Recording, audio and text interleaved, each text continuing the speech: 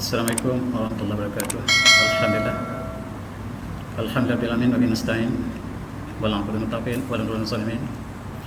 Assalatu wassalamu ala asyrafil anbiya'i wal mursalin wa alihi washabihi ajma'in amma ba'du. Alhamdulillah.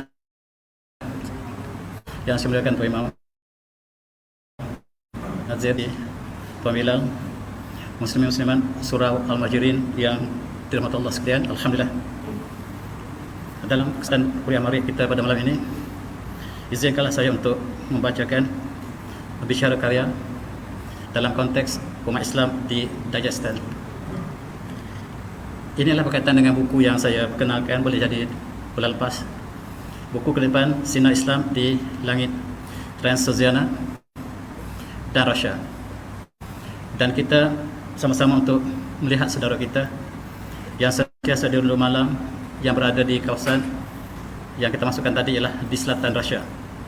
Barangkali masyarakat ini jarang diperkatakan, dan malam ini marilah kita kenal satu bangsa yang sangat perkasa, sentiasa ditindas oleh bangsa yang lebih kuat, iaitu Russia. A'udzubillahi minasyaitonir rajim. Ya ayuhan nas inna khalaqakum min dzakarin wa unsa wa ja'alakum syu'uban wa qabaila lita'arafu inna akramakum indallahi atqakum innallaha alimun khabir. Shadaqallahul azim. Wahai manusia, sesungguhnya kami telah cipta kamu daripada lelaki dan wanita, dan kami jadikan kamu bersyu'ban, berbangsa-bangsa, wa qabail, dan berkabilah-kabilah, lita'arafu, supaya kamu mengenali. Inna akramakum indallahi atqakum. Sesungguhnya yang paling mulia di sisi Allah ialah yang di kalangan kamu ialah yang paling kamu bertakwa, dan Allah Maha mengetahui apa yang kamu lakukan. Kita kenal satu bangsa yang berkali jauh pada kita, yaitu bangsa Dagestan yang saya makan malam ini. Satu masyarakat yang sama seperti kita. Mereka bermazhab Ahlussunnah wal Jamaah. Mereka pengamal tarikat-tarikat yang terkenal. Mereka kebanyakannya lah daripada mazhab Syafi'i, dan sebahagian mereka adalah mazhab Hanafi. Dan kita lihat saudara mereka ciknya yang barangkali kita lebih kenal, tetapi Dagestan ialah bangsa yang sama tetapi kurang disebut, dan mereka juga menerima nasib yang sama seperti ciknya. Bangsa ini tinggal di pegunungan yang kita kenal sebagai Kaukasus, berada di selatan Rusia, di utara Turki, dan kawasan inilah berada di antara Turki dengan Rusia. Kawasannya bergunung ganang, dan di sinilah Nabi Nuh berlabuh. Dalam kisah Nabi Nuh AS, kapal Nabi Nuh yang telah dilanda banjir, sebagai balasan mereka yang menentang Nabi Nuh AS, maka kapal yang dinaiki oleh Nabi Nuh bersama dengan mereka yang beriman telah terdampar di sini.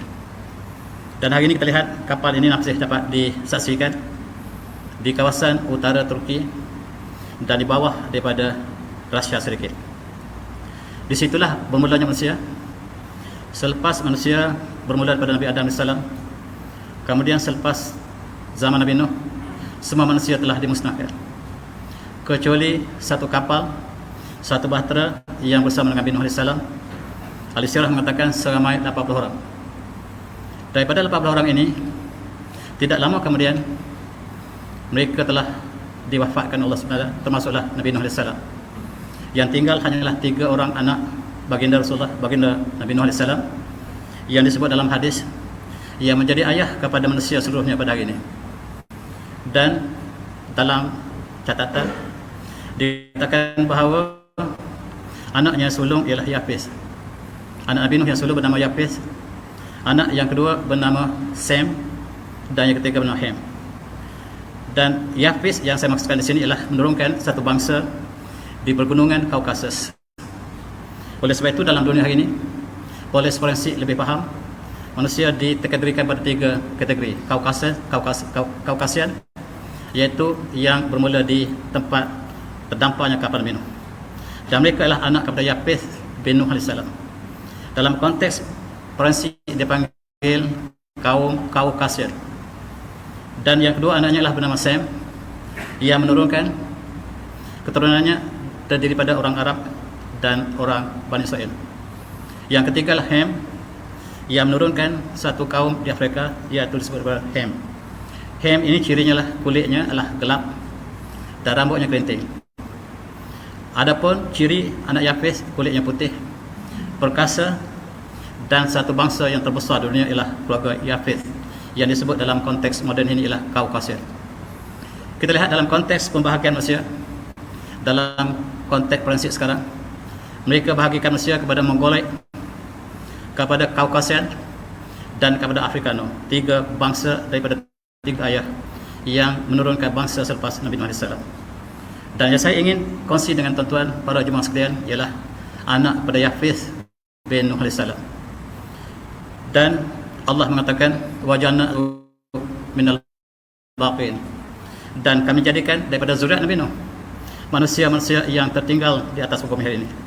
Seluruh manusia yang ada atas muka bumi ini ialah keturunan daripada anak Nabi Nuh AS, yang dikatakan dalam satu hadis diwakilkan oleh Imam Ahmad bahawa tiga orang anak Nabi Nuh ini ialah Sam Abul Arab, iaitu ayah kepada orang Arab; Ham Abul Habsh, iaitu Ham ialah ayah kepada Afrikano; dan Yafith Abul Rum, iaitu Yafith ialah ayah kepada orang Rom, kepada orang Kaukasia, kepada orang Mongolia, kepada orang Cina, kepada orang Jepun, seluruhnya daripada satu ayah. Ini bangsa yang paling besar di atas muka bumi ialah bangsa Yafith bin Nuh AS, yang disebut dalam konteks ialah, kenapakah mereka namakan Kaukasia? Sebab mereka tinggal di bukit bernama Kaukasus. Kaukasus inilah tempat tinggalnya bangsa yang kita bicara ini, iaitu Dagestan. Dan bangsa ini dikenal sebagai bangsa Kaukasian. Walaupun orang England dipanggil Kaukasian, orang Amerika dipanggil Kaukasian, tetapi asal orang Kaukasian adalah di kawasan antara Turki dan Rusia. Hari ini Dagestan termasuk dalam daerah Rusia. Inilah kubur Nabi Nuh AS di Lebanon. Dan kalau kita lihat panjang kubur Nabi Nuh ini dikatakan 40 hasta. Dalam hadis yang mengatakan bahawa Allah ciptakan Nabi Adam salam setinggi 60 hasta. Sampai ketika Nabi Nuh, manusia telah berkurang tingginya. Berkurang sampailah hari ini manusia dia semakin lama semakin kecil, exponential, dan bercanggah dengan teori evolusi yang mengatakan bahawa manusia dulu kecil dan sekarang besar, bercanggah head on collision. Tuan-tuan yang saya hormati, apa yang saya sebutkan di sini ialah inilah keluarga besar Nabi Nuh AS. Nabi Nuh AS ada 5 orang anak sebagaimana yang dicatatkan dalam sejarah umat Islam yang ditulis oleh Ibn Athir umpamanya di dalam kitab Al-Kamil Tarikh. Nabi Nuh mempunyai 5 orang anak yang sulungnya bernama Yafith.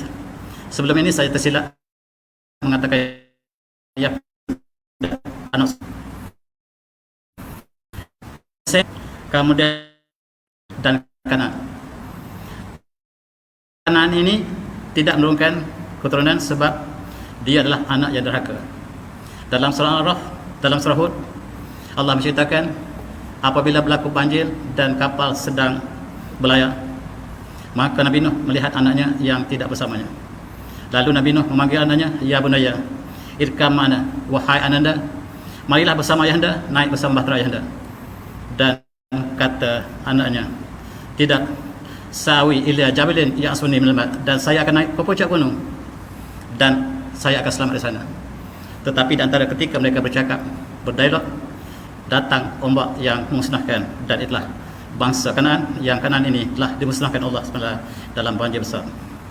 Adapun Abir tidak diketahui, tetapi yang menurunkan keturunan manusia ini ialah daripada 3 anak yang kita masukkan tadi.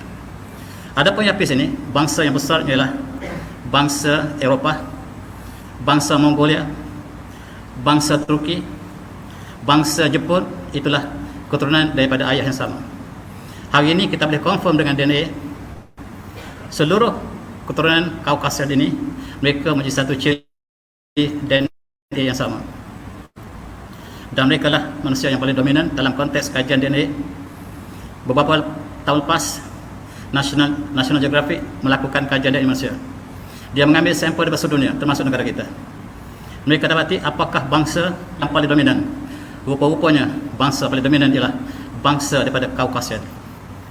Dan subhanallah tuan-tuan, yang kuasai dunia ialah bangsa Kaukasia. Bangsa daripada keturunan Sem, Allah gunakan kenabian. Kenabian keseluruhannya datang daripada keluarga Sem, daripada Nabi Ibrahim dan seluruhnya kepada zuriatnya ialah daripada itu. Yahudi menggelar mereka Semitic, maksudnya keturunan Sem. Begitu juga dengan orang Amerika, mereka mengatakan, menyebut mereka sebagai Uncle Sem, iaitu keturunan daripada Sem bin Nuh alaihissalam. Keturunan sangat panjang, termasuklah Ya'juj Ma'juj. Ya'juj Ma'juj bukanlah alien, dia adalah keluarga daripada Yafith bin Nuh alaihissalam. Dia adalah bangsa yang sangat ganas, dan dialah ayahnya bernama Mawuh. Dan Mawuh ini ialah anak Yafith, dan itulah yang susu galur manusia. Hari ini kita lihat DNA dapat menyaksikan apa yang kita sebut di sini, dan manusia hanyalah ada 3 jenis darah, A, B, O, tidak ada yang keempat. Inilah yang disebut oleh Al-Kamil bin Tarikh yang tulis oleh Ibn Athir. Dan kita melihat bagaimanakah keluarga manusia kita daripada satu ayah yang sama, perlu kami Adam wa Adam turab inna akrakum indallah taqakum. Seluruh kamu daripada Adam, dan Adam daripada tanah, dan yang paling mulia daripada kamu ialah yang paling bertakwa. Dan itulah ayat yang kita baca tadi. Tuan-tuan, para jemaah yang dirahmati sekalian, inilah keluarga Yafith yang menurunkan bangsa yang kita maksudkan tadi. Bangsa telah bercampur, tetapi bangsa Chechnya dan bangsa Dagestan, mereka bangsa yang belum bercampur. Mereka bangsa keturunan langsung daripada Nabi Nuh AS. Mereka menjaga nasab mereka, sehingga mereka lah orang yang paling pure, original, asli daripada keturunan Nuh AS. Chechnya yang ditindas oleh Rusia, maksudnya lah keturunan orang yang selamat daripada banjir. Chechnya dalam bahasa mereka maksudnya kumpulan keturunan daripada orang yang terselamat daripada banjir. Kalau kita lihat sejarah orang Cina di China, mereka mengatakan keturunan kami ialah, moyang kami ialah orang yang selamat daripada banjir. Kita tanya orang Mongolia kata moyang kami ialah orang yang terselamat daripada banjir. Nama berbagai-bagai, tapi maksudnya orang ada yang sama, Nabi Nuh AS. Kita juga daripada keturunan yang sama.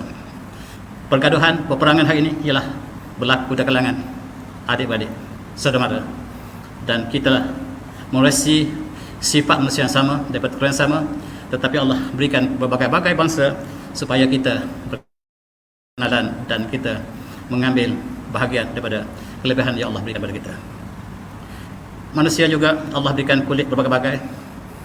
Yang kita lihat dari segi genetik, ada yang dominan, ada yang resesif. Yang dominan, yang paling sihat ialah kulit hitam. Orang kulit hitam ialah orang paling sihat di dunia.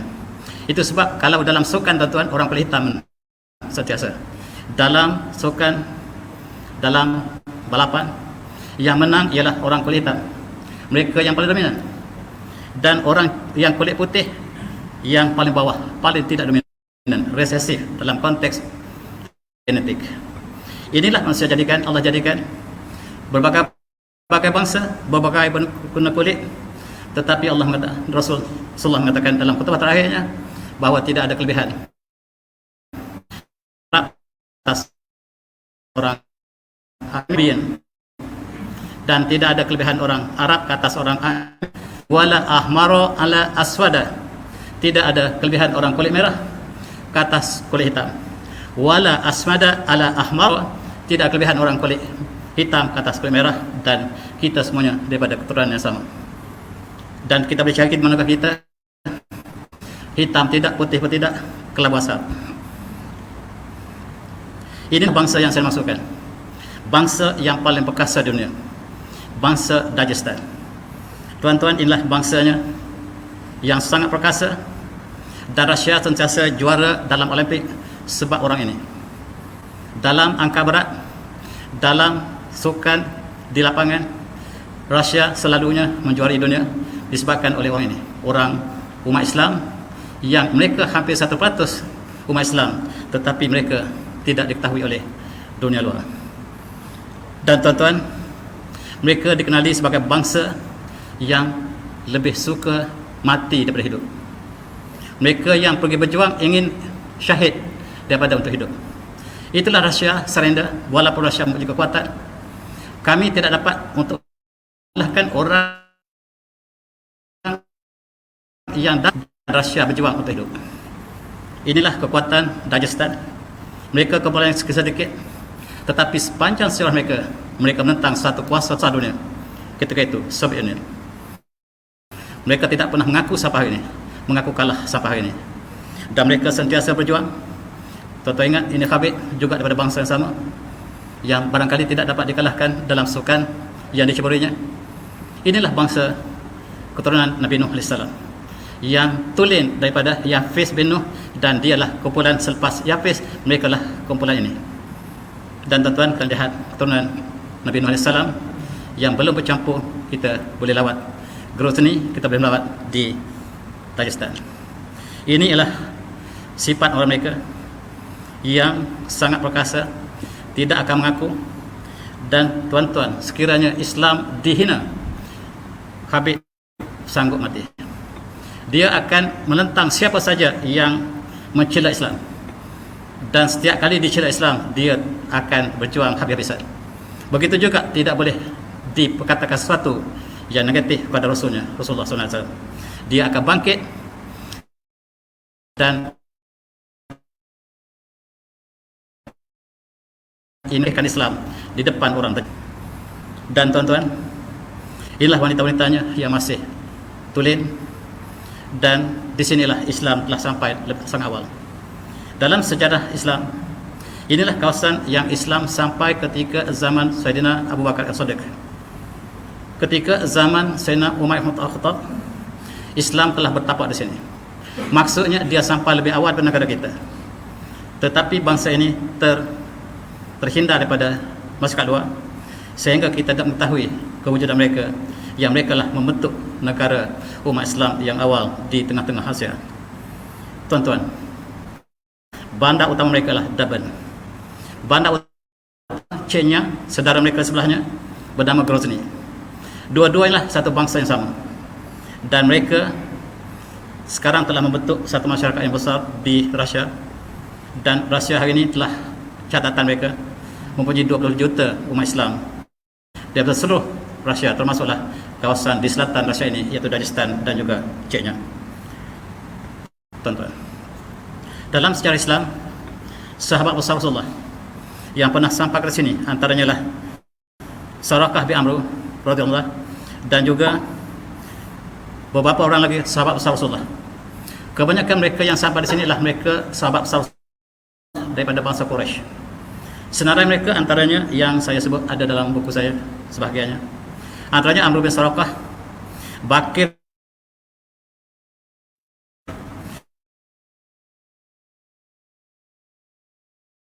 Amr, dan mereka telah, sebahagian mereka telah syahid di Durban.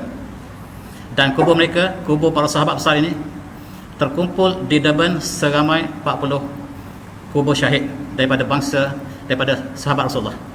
Sahabat Rasulullah berkumpul di Durban sebanyak 40 sahabat besar Rasulullah. Kebanyakan mereka daripada Quraisy.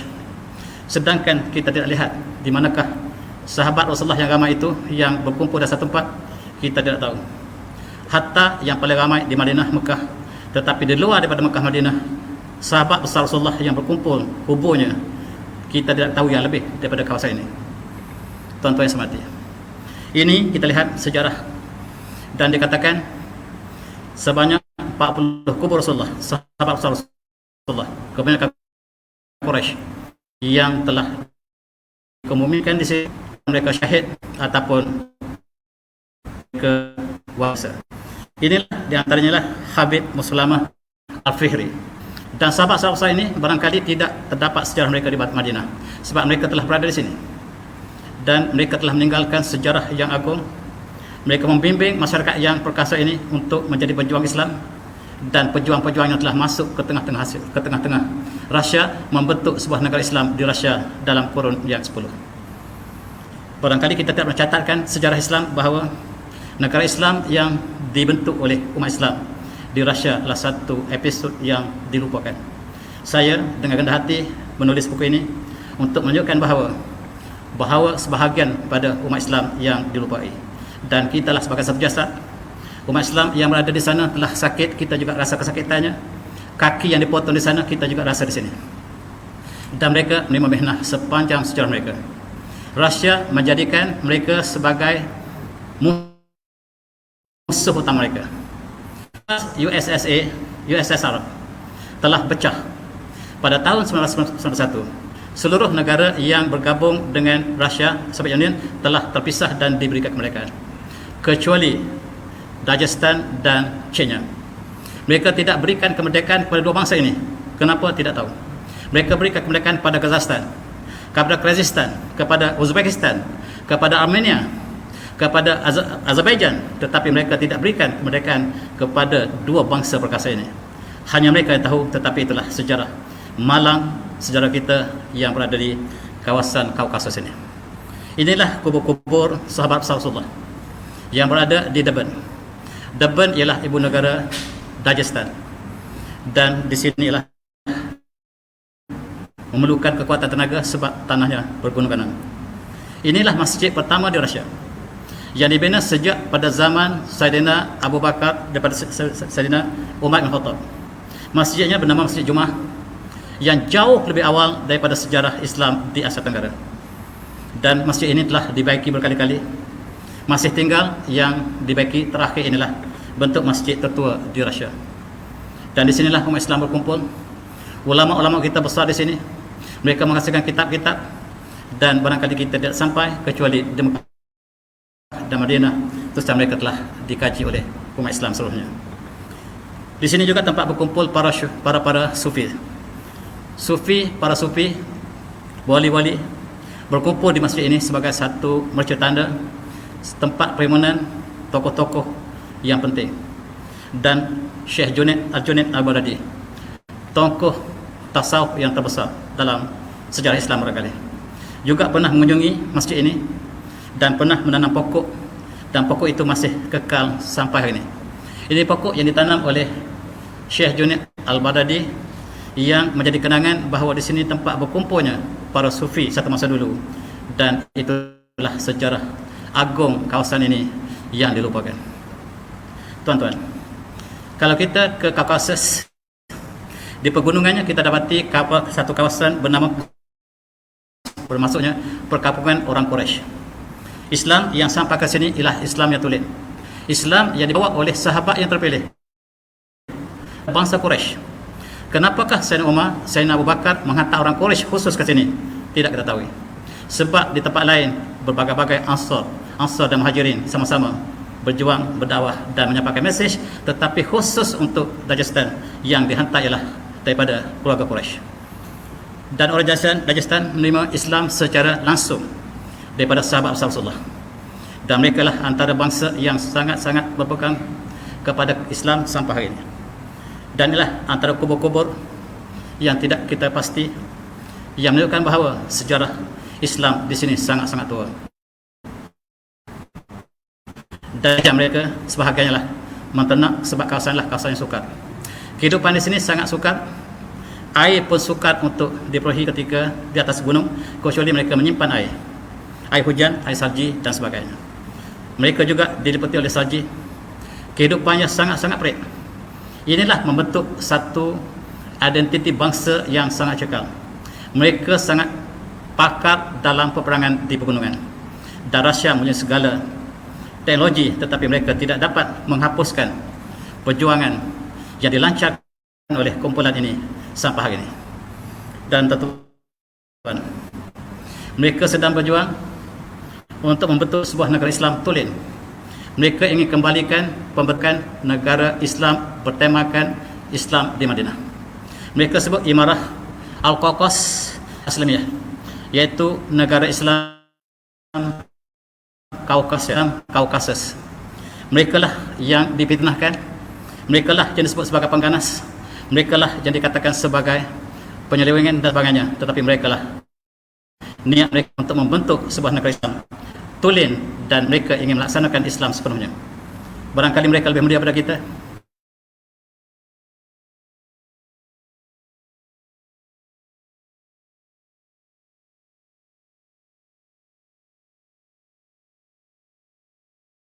tarikat Rifaiyah, kepada tarikat Naqsabandiyah dan berbagai-bagai tarikat yang mereka amalkan.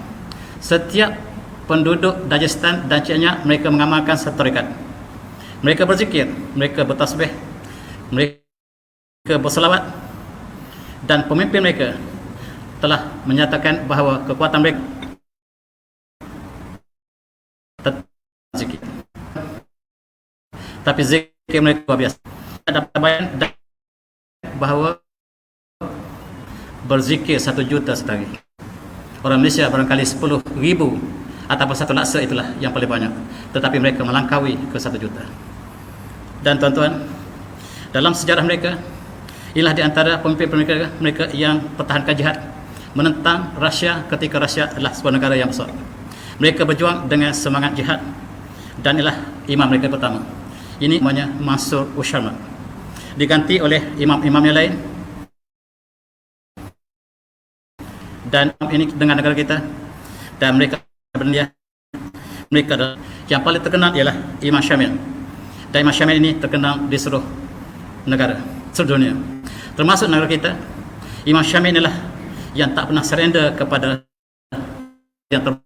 yang sebab berjuang ketika zaman Bolshevik. Tuan-tuan, perjuangan mereka sepanjang zaman beratus tahun, dan mereka tidak diberikan kemerdekaan oleh Rusia sampai hari ini. Dan apa yang berlaku? Mereka terus berjuang di atas kalimah ilahi, dan mereka memperkuatkan jiwa mereka dengan amalan-amalan kesufian, dan inilah termasuklah Qadiriyah, termasuklah Naqsabandiyah dan lain-lain. Dua bangsa inilah yang menjadi masalah kepada Rusia seluruhnya. Dan hari ini, semasa dulu ketika umat Islam ini dijajah oleh dua tokoh komunis ini, ketika zaman Bolshevik tahun 1918, umat Islam Rusia telah dijajah seluruhnya oleh kerajaan komunis Bolshevik yang berpusat di Moskow. Umat Islam dibunuh sama di Bukhara ataupun Samarkand, ataupun di Chechnya ataupun Dagestan. Mereka dibunuh sebanyak 34 juta. Tuan-tuan bayangkan, ramai penduduk Malaysia ini dibunuh oleh dua ini. Yang satu namanya Lenin, yang satunya bernama Stalin, yang menjadikan ekonomi sosialis berteraskan akidah komunisme, dan Marxism yang menafikan ketuhanan sama sekali, dan mereka menjadikan USSR ataupun Soviet Union sebagai negara tanpa Tuhan. Apa yang mereka lakukan ialah mereka berdepan dengan pejuang-pejuang Dagestan yang tidak pernah mengaku kalah, sehinggalah dalam kurun ke-20. Dan tuan-tuan, perjuangan ini sangat luas, dan umat Islam sangat menderita, menerima mehnah yang sangat hebat. Al-Quran dibakar, kitab-kitab agama telah dimusnahkan. Yang tinggal hari ini ialah yang disimpan dalam bekas dan ditanam dalam bumi, ditanam bawah bumi, dan selepas 74 tahun mereka gali kembali, dan ialah hasilnya kitab-kitab ulama yang ditulis di Dagestan dikeluarkan kembali. Masjid kita diruntuh, dan sebanyak 6,000 lebih masjid diruntuhkan di seluruh USSR. Tuan-tuan, jangan terpengaruh dengan komunisme, jangan terpengaruh dengan sosialisme komunisme yang membawa mesej yang sama. Kita harus belajar daripada sejarah ini. Mereka mengatakan rakyat sama rata, dan rakyat Islam, umat Islam disembelih semuanya. Itu maksud sama rata dalam konteks kerajaan sosialis yang dibimbing ataupun yang dibawa oleh dua tokoh yang termasuk tadi. Masjid kita diruntuhkan, umat Islam dibunuh, dan hari ini tuan-tuan, kita lihat mereka telah berada di hujung perjalanan sejarah mereka. Inilah presiden mereka terkini yang juga menghadapi masalah bukan saja dengan Rusia, tetapi dengan umat Islam sendiri. Apakah yang saya maksudkan di sini? Kita lihat apakah yang berlaku sekarang. Ini negara Dagestan, dan mereka sedang membina kekuatan Islam hari ini. Apabila Rusia yang telah pecah dan memberikan mereka sedikit kelonggaran untuk mengamalkan amalan Islam, dan mereka telah membina masjid yang besar, Islam telah berkembang. Ini masjid yang terbesar di negara itu, dan ialah masjid utama mereka di kota mereka. dan masjid-masjid yang dibina sudah banyak hari ini, tetapi mereka menghadapi satu masalah yang besar. Masalah ialah masalah yang datang daripada dalam negara sendiri, dan mereka telah membina universiti. Apa yang saya masukkan adalah kumpulan Salafi Jihadi. Inilah kumpulan yang merusuh, melakukan kemusnahan di Dagestan. Apakah sebabnya? Sejarah ini kita lihat dengan hati terbuka, tuan-tuan. Jangan kita ada perasaan prejudis untuk melihat sejarah yang benar. Mari kita bukakan lapang percakapan kita ini. Satu perkara yang sangat penting dalam sejarah Islam, yaitu apabila pengganas yang mengambil nama Salafi Jihadi ini telah bermerajalela di Kenya dan di Dagestan. Tujuan mereka ialah untuk membina negara Islam di atas dasar yang mereka sebut sebagai jasad Jihadi Salafi. Mereka ingin membentuk sebuah negara Islam yang besar daripada hujung ke hujung. Dan apakah falsafah mereka, pegang mereka, dan inilah yang menjadi persoalan besar kepada perjuangan di Kaukasus. Mereka mengatakan Salafism. Mereka menentang amalan-amalan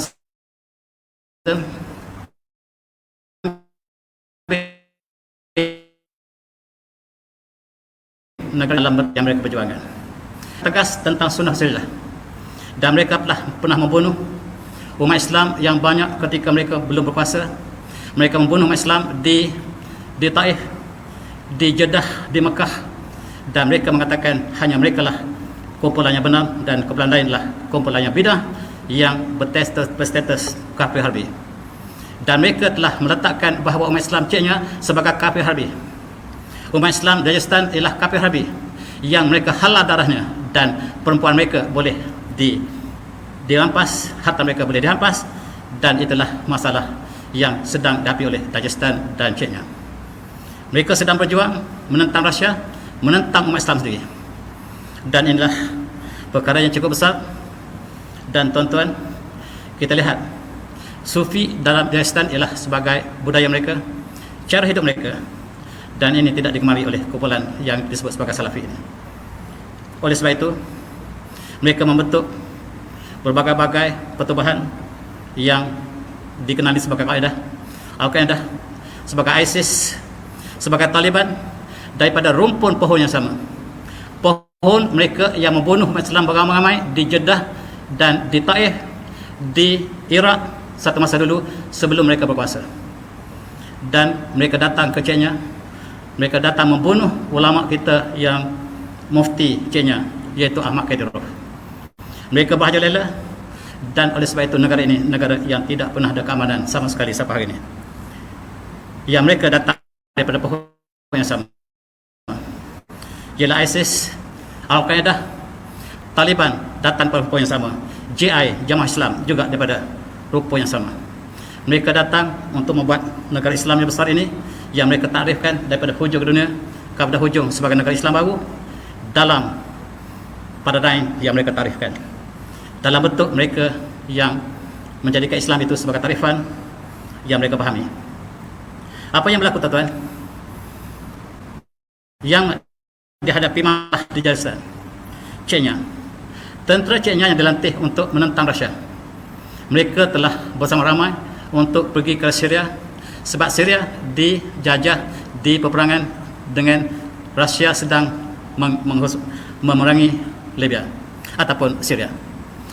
Oleh sebab itu, tentera-tentera Chechnya, tentera Dagestan bersama-sama untuk mereka ke sana. Apabila mereka bersama-sama, mereka diberikan roh jihad yang berbeza dengan apa yang mereka perjuangkan di Chechnya. Mereka masuk dalam kumpulan Jihadi Salafism, dan mereka balik ke negara mereka, menentang negara mereka sendiri. Mereka balik menentang negara mereka sendiri. Dan inilah yang paling menakutkan yang berlaku di Chechnya ini, ialah mereka ditentang oleh anak mereka sendiri. Kadang-kadang mereka mengatakan ayah yang kandungi mereka itu ayah yang kufur, yang harus dibunuh. Dan inilah yang tetap di dua kawasan tersebut. Dan apabila mereka kembali ke Chechnya, kembali ke Dagestan daripada Syria umpamanya, ataupun tempat-tempat perangai lain, mereka telah berubah wajah, dan mereka datang menghancurkan negara. Tujuanlah untuk membentuk negara Islam yang ditunjukkan betul tadi. Oleh sebab itu, apa yang dilakukan oleh pemimpin mereka menghadapi musuh daripada berbagai-bagai itu. Oleh sebab itu, peperangan tidak pernah tamat daripada dalam dan luar, dan dunia mengisytiharkan, dan ceknya dan Tajikistan adalah tempat yang paling berbahaya di dunia hari ini, sebab perjuangan yang tidak pernah tamat di sini. Tuan-tuan, Presiden Rusia hari ini, Putin, mengatakan bahawa Al-Qaeda, ISIS, Islamic State, JI ditaja oleh Amerika, Saudi, Qatar dan Yahudi. Bukan saya kata, tetapi Presiden Rusia mengatakan bahawa kamu tahu tak, Al-Qaeda, ISIS ini ditaja oleh Yahudi, Saudi, Amerika, yang mereka ada satu agenda yang besar untuk menggantikan peta yang dilukis oleh kumpulan tadi. Mereka ingin menggantikan peta ini dengan peta yang lain, dan agenda mereka ialah kumpulan yang mereka sebut sebagai ISIS, Al-Qaeda, Taliban, JI dan lain-lain. Dan sekarang dunia telah menghadapi konflik yang besar. Negara kita juga barangkali tidak terkecuali. Tetapi apa yang saya nak fokuskan di sini ialah di Tajikistan. Sebab apa yang berlaku di Tajikistan ini tidak sedang mengalir ke seluruh dunia hari ini, dan mereka sedang melatihkan perkara ini. Putin mengatakan bahawa yang merancang perjuangan ISIS untuk menegakkan Islam ialah Amerika. Jangan terkeliru.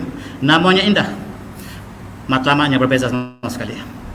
Barangkali pertama kali saya sebut perkara ini, yang begitu lama saya pendamkan untuk sampai kepada tuan-tuan, dan tuan-tuan harus bukakan dada bersama saya untuk kita lihat di manakah kebenaran. Dan kita lihat Putin, walaupun dia adalah komunis, dan dia beritahu bahawa Chechnya yang diserang oleh kumpulan ini ialah di bawah ancaman Amerika, yang dilatih oleh Yahudi, dibiayai oleh Saudi dan Qatar.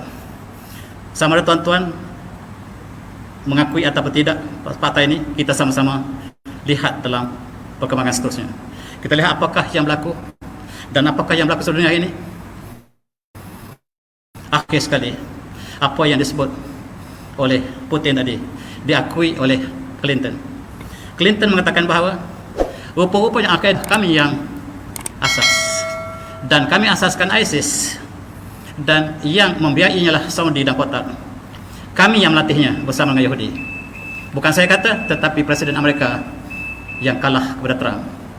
Dan kita bagi ruang untuk azan dulu. Negara Islam harus tahu bahawa Clinton lah yang menubuhkan ISIS. Oleh sebab itulah, dogs never bites their own tail.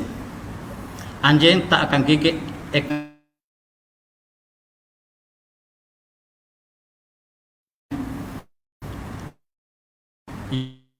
ditakuti.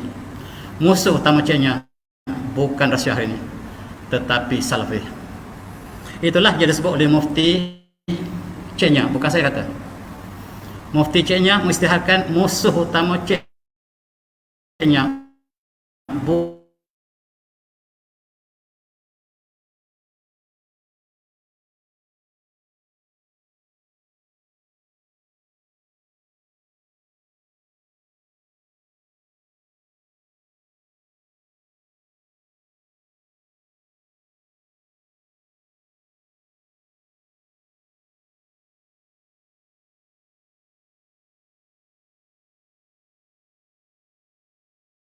bukan Rusia, Salafi. Dan ini diakui oleh Mufti Tajikistan. Mereka mengatakan perkara yang sama. Dan kenapa mereka sebut seperti demikian? Mereka dan sentiasa berlaku, dan keganasan berlaku, kita tahu siapa yang